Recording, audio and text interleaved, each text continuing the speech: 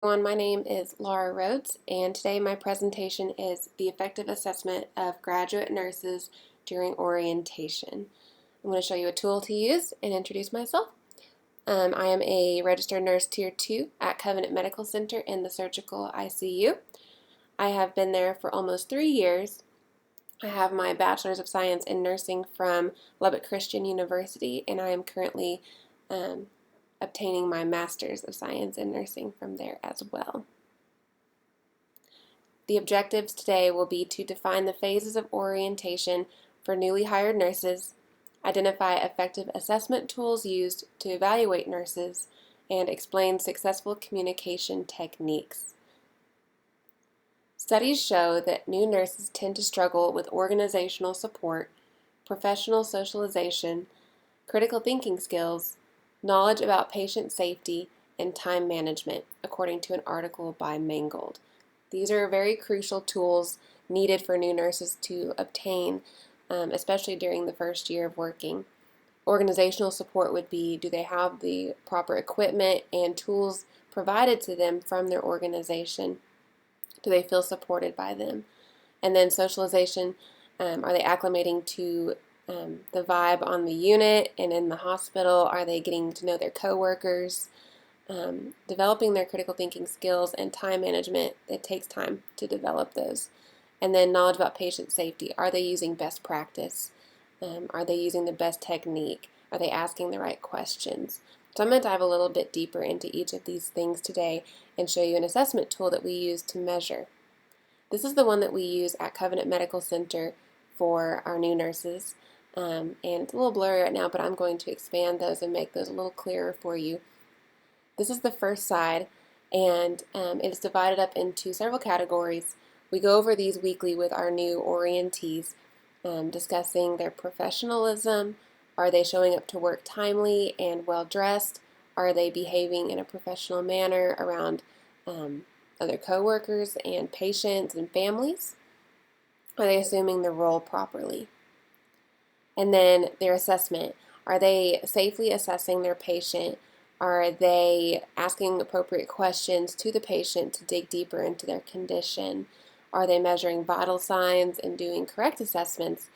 And then critical thinking. This takes time, but as preceptors, we can help guide our new orientees with their line of thinking, challenge them to dig deeper, challenge them to use their best clinical judgment, and help them understand why. What is the big picture of what's going on here?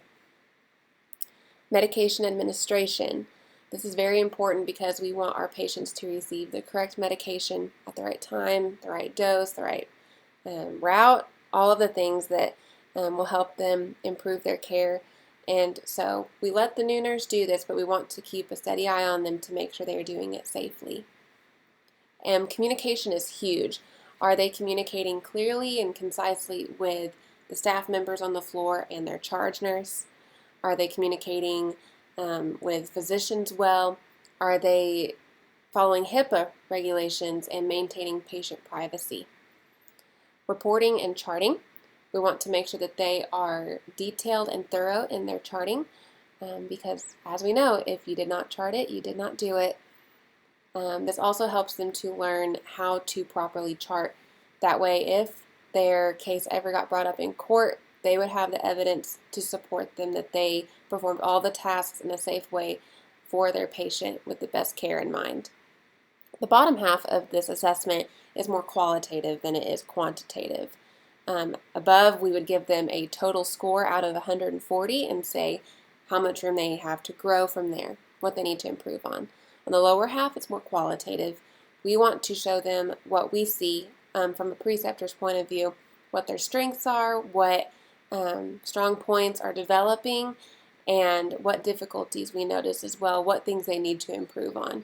We want to recap the week, help them to review and reassess their skills from the week, what kind of patients they took care of, and let them know if they are on track of where they need to be during their phase in orientation.